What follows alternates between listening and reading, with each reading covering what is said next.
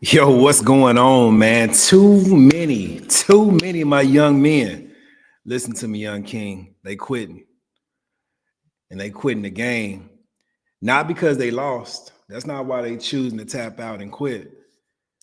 They choosing to quit because they misdefine what winning really looks like. They misdefined what winning really looks like. Welcome to Real Talk Tuesday. This is Coach D, man, where we actually give it to you like a TI is.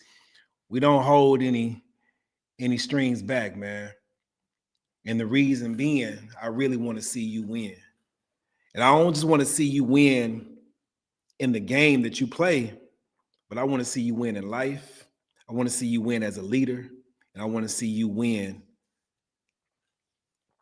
as the young king that you're meant to be. So again, welcome to Real Talk Tuesday. This is your host, Coach D, man. This is episode 20, y'all, episode 20. And today I want to talk about none other than redefining success. What does that win really look like? Or what should it look like? All right. That's a question I really want to sit on you, man. Sit on your heart for tonight. Like, what is that win? What should it look like? Not what your current definition is, because your current definition could be off. And that's why when you get to the point where you end up catching the L, you quick to tap out, you quick to quit, you're quick to have this poor attitude, and you're not willing to get back in the fight. When I say I've been tested, man, like I got to a point where I started to question, man, what did I do wrong? Have you ever been like that, young king? Like, I got to a place where I felt like, man, what did I do wrong for me to be tested in all these different ways? And just here recently, man, I found myself at a breaking point. I'm like, bruh, this is ridiculous. Like, it shouldn't be going on this long. And so after I went through my little emotions and I'm, finally cool off and I calmed down, I started to reassess, like, all right, what was all that about? Like, why did that happen? And what can I do? More importantly, what can I do to prevent that from happening again? And when I started to assess the situation, man, I realized something. That my definition of success was skewed. Like, I'm thinking winning's supposed to look like this right here, when in fact, that ain't got nothing to do with it. I see many of us, we look at the scoreboard and we define success based on how many points we got up on the board compared to our opponents. And we're like, dang, man, they done racked up a whole lot of points, bruh. They got 30, 40 points. And all I got is 6. And now we started to feel like, man, I'm a failure. Man, maybe I ain't supposed to win. I'm going to challenge you today, young king, to really begin to redefine what success looks like. And I'm going to do that by sharing a story of a man. There's not many people I get starstruck over. I'll be honest with you. If I came in contact with LeBron, I ain't that type to be like, oh man, oh my God, it's LeBron. I ain't that type. I'll be honest with you. I'm not. Like, I'm not that impressed, to be honest with you. I know some people may be like, hey man, you gotta stop disrespecting LeBron like that. King James, don't disrespect him like that. Ain't no disrespect. It's just I'm not starstruck when I see the likes of LeBron James.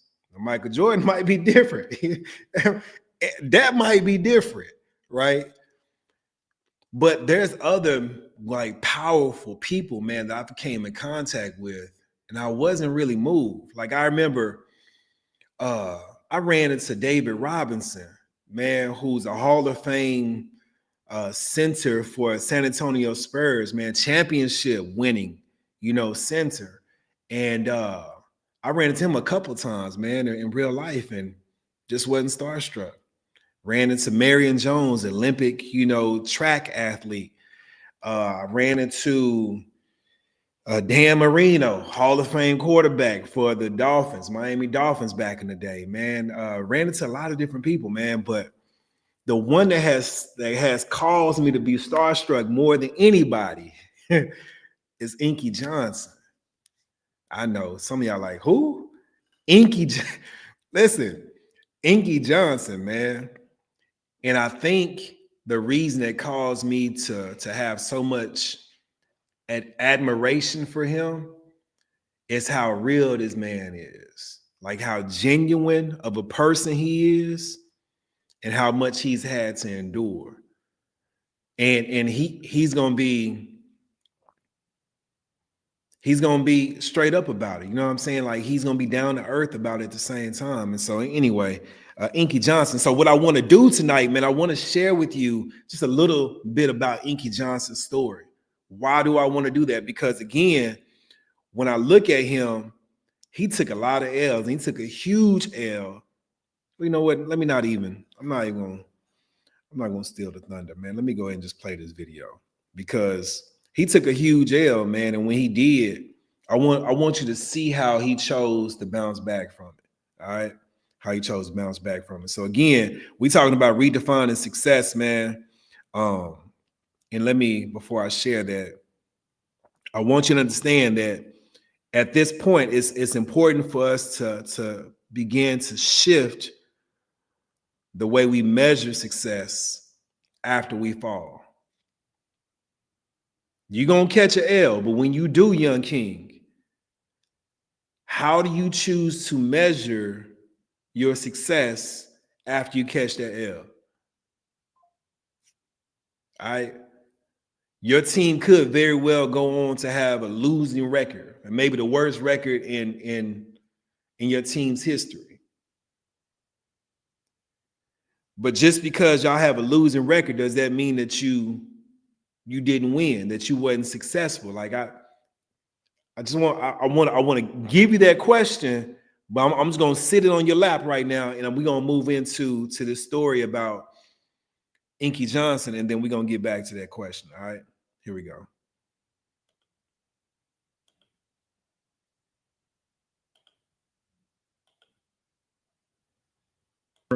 Mr. Inky Johnson. Put your hands together, guys. Every day I'm chasing something different. Every day the way I operate is totally different. And it's not about the product for me as much as it is about the process. And what I mean about the process saved my life. You see, my mother had me when she was 15 years old, right? Over on the east side of Atlanta, we came up in this neighborhood by the name of Kirkwood, drug dealer on every corner, gang members in the neighborhood, 2-bedroom home, 14 people, used to sleep on the floor.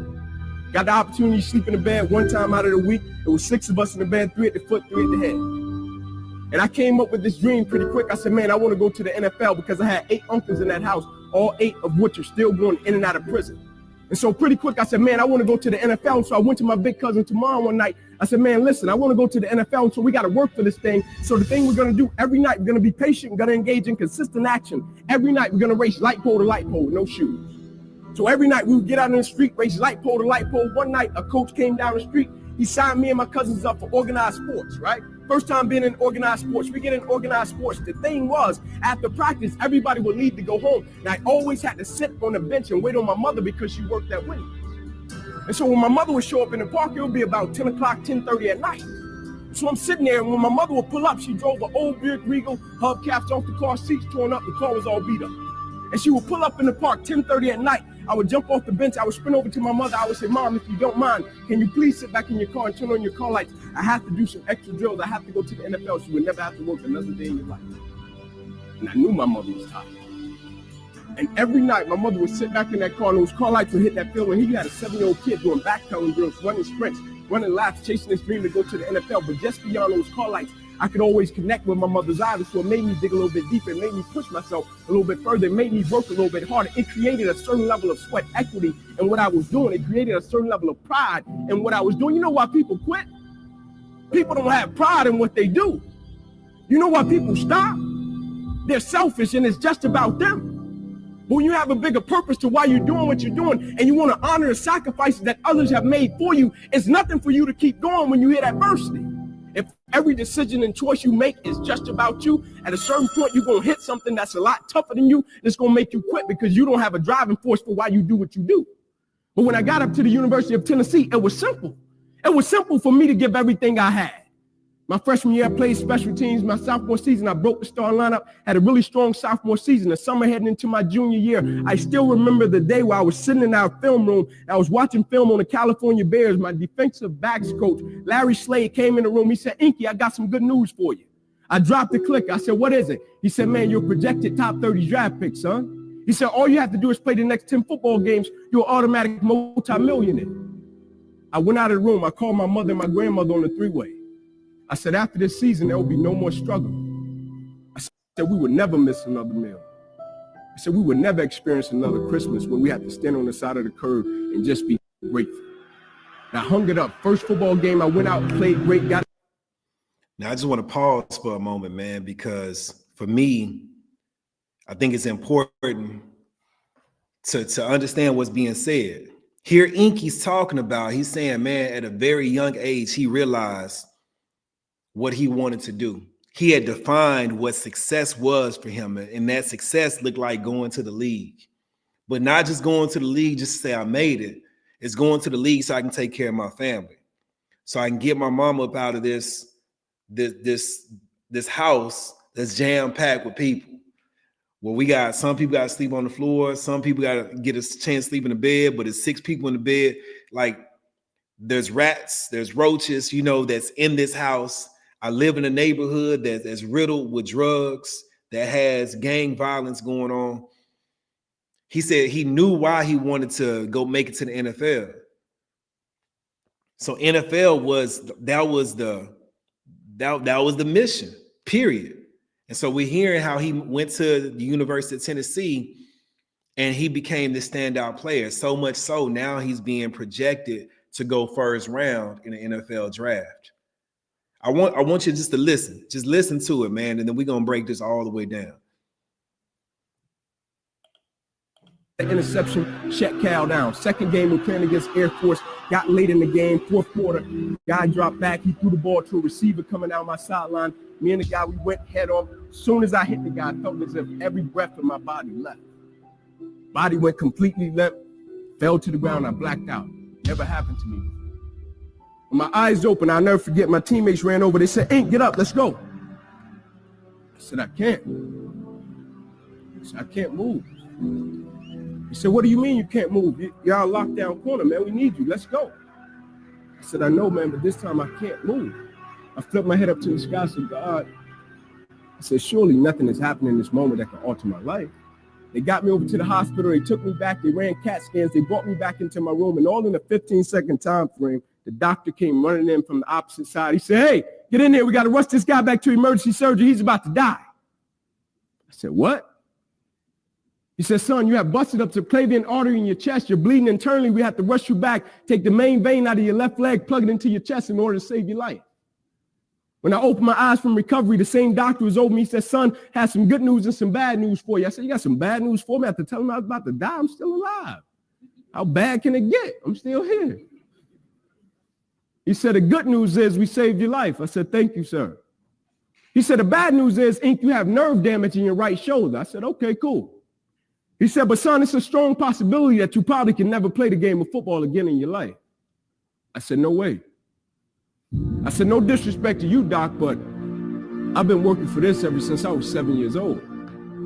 I said, no disrespect to you, doc, but you wasn't in the park with me and my mother when I was 7 years old and she was sitting in that Buick Regal. She got done working at Wendy's. No disrespect to you, doc, but you didn't come up in that 2-bedroom home, 14 people sleeping on the floor. No disrespect to you, doc, but you didn't miss those meals and stay focused and never made an excuse. I never cheated. I never cheated. Like my conscience still until this day won't let me, like I can't cheat. I can't look myself in the mirror and say, Ink, you did a good job knowing that I cheated. I can't cheat. One of the greatest pieces of advice that my mother gave me was this: son, whenever you start, you make sure you finish it. And the problem with the world today, people get involved with things, and if they don't like a certain person, if they don't like the process, if it's not what they thought it was, they quit. And what they don't understand about quitting becomes a habit that doesn't just affect you. Later on in life, when you get a wife and you get some kids or you get a family, it's going to come back to hunt you, and it will one day affect them. That is why I tell you the process is more important than the product. It's not even about the outcome for me. It's about, can you take pride in what you do as an individual, and every night when you look in the mirror, knowing that you gave everything you had to it. And we have to get to the point where we're willing to impose our will on certain things. Impose your will on it. My life totally changed. And they gave me an opportunity to stop. And most people, when you give them an opportunity to stop while they're chasing something, they take advantage of it because they feel as if, man, why did this have to happen to me? I felt as if, why not me? This is the perfect opportunity to use this to be a blessing to somebody else. And you know what? It's not even about me, to be truthful. It's not even about me. Now it's about repaying the people that invested in me and saw something in me when I couldn't see it in myself. At a certain point in life, it can't just be about you. And the moment that we understand that, and every day we wake up, we understand that life is a blessing and life is a gift. And if you were to check out today, how would you want to be remembered? It's bigger than you.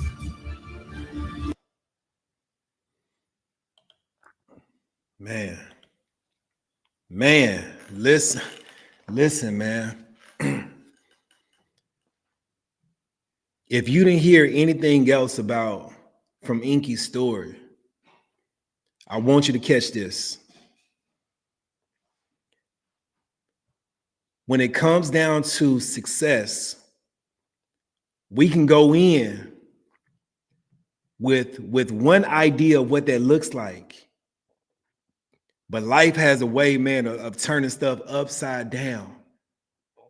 And we come out and we're like, man, what in the world just happened? And we're trying to figure out, did I lose? Can I bounce back? It's in those moments when stuff is turned upside down, man, I just want you to take a step back and say, all right, what does success really look like? Like, is success making it to the league, or is success tapping into what I'm supposed to be doing? Like, don't get me wrong. I'm not saying you're not supposed to go to the league, young king. What I'm saying is it's bigger than going to the league. And when I began to look at Inky's story, I see that this young man all he had to do was finish out his junior year of playing football, go out to the draft, and he was going to be picked up by somebody, signing a multi-million-dollar contract that was going to change his family's life forever. But in his third game, my man suffered a season, not just season ending, but career ending injury. He tried to bounce back for it. If you listen to his story, dig a little bit deeper, you realize that he actually tried to bounce back from it and get back into playing football. It didn't go according to plan. He ended up not being able to play football. But they didn't stop him from trying. But here it is. If you listen to his story, this is the homework I want to give you. Like, go and do your research on Inky Johnson. And I want for you to begin to look at what really transpired as a result of that accident. It wasn't that he just didn't make it to the league. It wasn't that his football career was over. But my man ended up suffering. He ended up having paralysis in his right arm and hand, to where he couldn't use that anymore. And if you look close enough, you would have saw like that white glove that he was wearing. Right. And if you like watch his moves, you'll see him kind of holding his arm like this when he talks. The left arm is good, but the right arm is paralyzed. And he's going through life like that. And he's questioning now, man, my whole definition of success was making it to the NFL so I can take care of mama and them. But when that dream came crashing down, he didn't stop there. Was he going through a whole lot of internal dialogue? You better believe it. Was him and God having a whole lot of conversations? For sure. Was he doubting if he can make it back? I'm sure doubt was there, but he didn't let that doubt cause him to stay on the sideline. He began to redefine what success looks like. And what I'm saying to you, young king, is there's going to be something that happens in life, or some things, a series of things that happens in life that's going to cause you to question, man, am I really chasing the right thing? And do I really want this thing that I'm chasing bad enough? Like, you're going to have these type of thoughts. And all I want you to do in those moments, I want you to really look at life from this standpoint. As he said, if I die today, how do I want to be remembered? Do I want to be remembered as that college athlete that had a career-ending injury and he never bounced back from it? It was all downhill from there. He just quit on life. He quit caring about people. He quit trying to make a difference. He quit trying to love on his family, trying to put his family in the best financial position possible. He just quit. He became bitter and resentful, had a lot of hate in his heart. How do you want to be remembered? And so when I get to those hard places, like it was here recently, I started to ask myself, D, like for real, when you draw your last breath, how do you want to be remembered? Do you want to be remembered as that dude, you know what, when times got hard, man, he just turned into a whole different person. And he was really hateful. He was really bitter. He was a quitter. That's not how I want to be remembered. But I'm asking you, young king, how do you want to be remembered? So when I talk about redefining the success, yeah, there's nothing wrong with having aspirations to make it to the league and working your butt off to get there. It's nothing wrong with developing the right kind of habits and the mindset and the skill set that you need to be scouted by the NFL and hopefully be drafted. It's nothing wrong with that. But if the opportunity comes and you get sidelined and you have a career-ending injury that now just blew up all of those plans, what's your next move? And so many of us, we got plans for how we want to get there.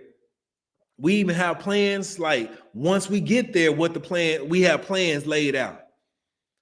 But rarely do we have plans for what if that thing blows up?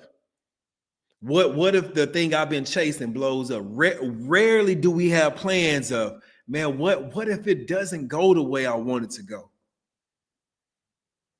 What will be the thing that defines whether or not I'm successful? And I want for you to, at the very least, I want you to understand this. You're not just a winner. And when I say winning, I'm not talking about points on the scoreboard. I'm talking about you getting busted in the mouth, you getting hit so hard that you fall on the canvas and you like Rocky. 1, 2, and they counting 3, 4, 5, and you got a choice to make. Do I stay right here and just say, man, you know what? I'll take the L. Or do I find some type of energy, some type of strength, some type of reason for me to get up, pick myself up off this canvas and get back in the fight? And I'm asking you, man, for real, to think about that. I need,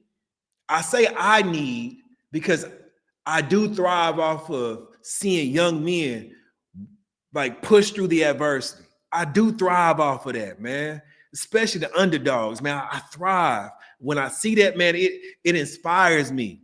So in a sense, I do need, but more importantly, the people that are connected to you, they need for you to get up off the canvas. They need for you not to waddle in defeat. They need for you to make it up in your mind that, you know what, I do win. And so a winner is defined by how many times do you get back up after you've been knocked down. That's the winning I'm talking about. You may not ever host the championship trophy. You may not ever go down as a Hall of Fame athlete. You may not ever get those type of accolades. But that does not determine whether or not you won. What determines whether or not you won is you picking yourself up every time you get knocked down, or every time you trip up on something stupid that you did. You get back up And my desire for you is for you to make it up in your mind today, right now, that you know what? No matter what comes my way, the worst of news can hit me. But you know what? I'm making up my mind right now that I'm not going to quit, that I'm not going to tap out, man. The only way that I end up stopping is when I draw my last breath. That's the kind of resolve I'm asking you to have, young king. That's what I want you to begin to look at. And for a moment, I want you to take some time, especially if you're looking at the replay of this Real Talk Tuesday. I want you to pause it, man. And I want you to begin to define, how do you want to be remembered? When I draw my last breath, what do I want people to remember me as? What do I want to be said about my legacy? What do I want to stand out? If you can give 3 words, three descriptions of you, your legacy, what would that be? Like really, like, man, think about that. Do you want to be known as having a man that had integrity, a man that was infectious, with his enthusiasm for life? Do you want to be known as a leader? Do you want to be known as a man that didn't back down? Do you want to be known as a person that finished, as a man that kept his word? Like, what is that you want to be defined as, that you want to be remembered for? I'm asking you for real, take the time out now to begin to think about that. Why do I say now? Because if you wait to do it later, it may never get done. And the problem with it never getting done is that now you go through life aimlessly. You go through life trying to chase stats and trying to chase numbers and trying to chase these different accolades when you done missed the whole picture. The picture, the end goal with life should be that, you know what? I realized my potential. I maximized who I was supposed to become. Like, I became that. In other words, I became the very man, the very leader, the very person that I was supposed to be. I did that. I completed the assignment that I was supposed to complete. Sometimes we go through life, man, and we thinking this is our assignment. But that's why I'm so grateful, man, that certain things do happen that cause that to be derailed, because maybe we were going down the wrong track to begin with. But in our heart, we felt like that was the right track. But truth of the matter, it wasn't. And so something came along, some circumstance, some situation, some trauma or adversity, man. It hit us so hard, it made us have to rethink, like, all right, hold on. Am I pursuing the right thing? And if I am pursuing the right thing, am I being the right person as I pursue this right thing? Am I becoming the person I'm supposed to be, in other words, as I pursue the thing that I'm supposed to be pursuing? I need you to redefine success, man. That's all I'm saying. Redefine it, young king. And now is the best time, man. They said the best time to plant a tree was 20 years ago. I heard that. I was like, okay, yeah, you're right, because it take a minute for that tree to grow. Yeah. But the next best time to plant a tree is right now. It's today. And this is your opportunity to plant a tree, like, for real, get crystal clear on how you want to be remembered. Get crystal clear on what success looks like for you. Now with Inky, man, the part I love about Inky is that although his football playing days were over, he made it up in his mind, you know what?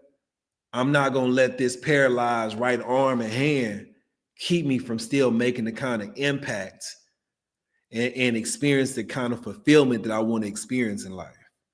So he went on to be this world-renowned motivational speaker, man, impacting people across the globe, literally. He went on to do it. But you got to understand, even as he has shifted gears and he went from playing football to now being this speaker, there are some new things that he ended up having to learn. There was a new skill set that he had to develop. And as he was developing and learning those things, you got to understand that there was some L's that he was taking in the process. Hear what I'm saying? If life calls you to have to shift your focus, where you're pursuing something that's completely different than what you've been preparing your whole life for, I want you to be willing to fail your way forward, man. I want you to be willing to say, you know what? I may have to learn how to walk all over again, but I'm willing to fall how many times I need to fall until I learn how to put one foot in front of the other again. And whatever that new endeavor is, I need you to get to that place, man, where you're willing to fail. And so there's a quote, man, that I came by. And the quote says, a person who never made a mistake never tried anything new. So as we begin to redefine success, be willing to make mistakes. Be willing to fail. Be willing to catch another L. It's all right. It's a part of the process. And it's also all right because it says at least you're willing to try something new. You know how many people get stuck in life? Because they're like, nah, man, I don't do that, man. Like that's not what I do. As if to say, I only know this way, and that's the only way I'm going to do it. Nah, bro. You got to make a change. You got to make changes. Like in the Marine Corps, one of the things they would teach us is you have to learn how to adapt and overcome. I'm seeing way too many people, not just young people. I'm saying people in general, right?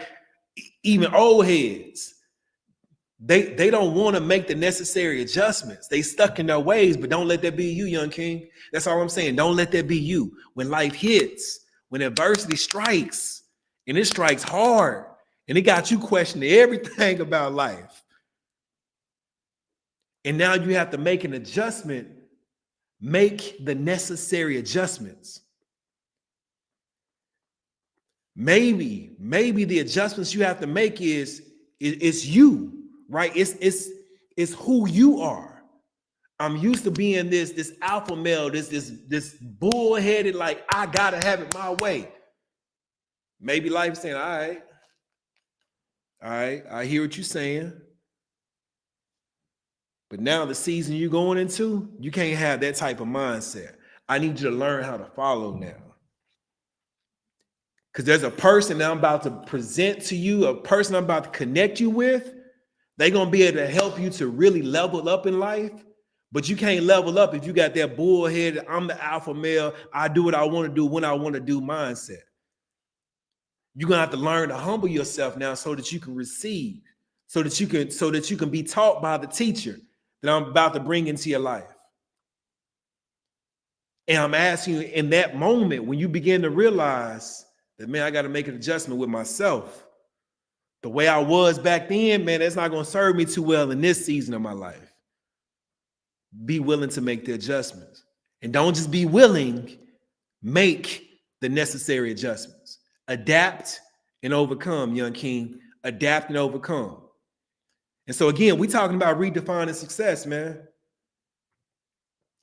If that is the season you're going into, and I've been there, in truth and matter, I feel like I'm still in it. Like I'm about to, exit and go into another season. But I really believe the guy has me in a place where he's saying, no, I need you to learn how to just sit under the teacher, man, and receive. Ask questions. It's all right. Ask questions. Man, there was and shout out to a friend of mine, man, a brother of mine, John Bailey, man. John Bailey. What's up, John Bailey? If you're watching this, bro. I remember in high school, man, John Bailey was this cat. Every class, teacher asks, y'all got any questions? Ooh. His hand goes up. My man asks questions for days. And we try to hurry up and move on to the next thing. You know what I'm saying? But he wouldn't stop asking questions. And it annoyed his classmates, us, you know, it annoyed us. But John was trying to maximize that moment right there. He was trying to maximize that opportunity to be able to get as much knowledge, as much information as he needed so that he can be successful. And so in the season I'm in right now, I realize that, man, that's what I got to be doing. I got to sit under this teacher, whether it's my pastor, whether it's a coach, a business coach, or whoever it may be. And I got to be in a place where I'm being teachable now, where I'm being coachable. And I'm glad, man, that I'm taking on, that I'm willing to change that part of me where I can now receive. Yeah, I'm born to be a leader. I get it. I help develop leaders into effective leaders, high impact leaders. I do that. But now I have to take the role as a follower and say, you know what? Let me learn from you, leader. But John Bailey, man, he went on to be valedictorian for our class, our graduating class. Man, listen, he doing amazing things even now, man. He's still in education. He's a principal, man, and he killing it down in the Austin area. But man, yeah, salute, man. Shout out to you, John Bailey, for real, for the lesson that you taught us, man. Don't be afraid to ask questions, man. Don't be afraid to humble yourself and say, you know what? Yeah, I need that. I need that correction. I need that info. Yeah. But anyhow, we're talking about redefining success again. All right. And so as you start to do things that are new, that's an indicator that, you know what, I'm willing to do whatever it takes to be successful. I'm willing to do whatever it takes to become that person that can handle the level of success that I want. And so, yeah, that's what I love about Inky Johnson too, man, is that he didn't let that paralyzed right arm stop him. He was willing to do something new. Catch this. This is another quote right here. It says, success consists of going from failure to failure without loss of enthusiasm. We ain't got enough time tonight, man, to talk about this. But I will begin to talk more about enthusiasm, because a lot of people think enthusiasm has everything to do with excitement. And that's not all that enthusiasm is about. Enthusiasm is about having this high level of interest. And many of us, like I said, we hit adversity and we start losing interest. I don't want to do it no more. I hate when I hear that. Well, I didn't feel like, well, shut your face. Nobody asked you if you felt like it. It's not a matter of if you feel like it or not. It's a matter of, does it need to get done? Are you still interested? Are you still interested in being successful? Are you still interested in leaving a lasting legacy that's worth saluting? Are you still interested in making an impact in your family's life like you said you wanted in the beginning? That's enthusiasm.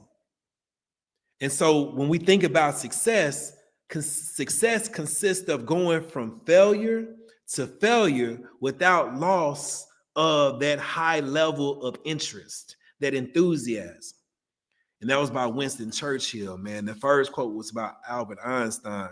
But yeah, I want to give that to you. But now let me just shift gears real quick as we get ready to get out of here. Understand that enthusiasm, man, it's that fire. It's that fire that's going to separate those who actually rise up, they get up from the canvas and keep on moving, and they win in life, from those who say, you know what, I'm tapping out and I'm just going to lay right here and catch this L. Enthusiasm. Don't lose that fire, dog. Don't lose it. All right, so let's go to the King's Toolbox real quick, man. The King's Toolbox. So today I want you to think about this. And let me see. Can I go? Anyway, I'm gonna leave it right there. You ain't got to see my face. I just want you to see this. Okay. So the King's Toolbox. There's 3 keys to redefine the win. The first one, I want you to write it down, man, or take a screenshot. Don't matter. But the first one is measure progress, not perfection. Many of us, again, we get it mixed up when we talk about winning and being successful. And we start, again, we're looking at the scoreboard. How many points did I put up? How many points did I put up? I'm not so much worried about the points as much as I am about the progress that's being made. If you heard Inky, something that Inky had said, let me take this back down. Something that Inky had said, he said that he started to focus more on the process than he did on the product. In other words, I'm not so much concerned about the outcome. The outcome is the outcome. And sometimes no matter how much effort you put into a thing, you still may not get the outcome you're looking for. And as much as you may want it, and as hard as you may work for it, it still may not work out the way you want it to work out. You can't control the outcome, in other words. But what you can control is how you show up throughout the process. And if you show up the right way throughout the process, you're going to make progress. And that's what I'm starting to understand more and more. I can't control the outcome, but I can control how I show up throughout the process.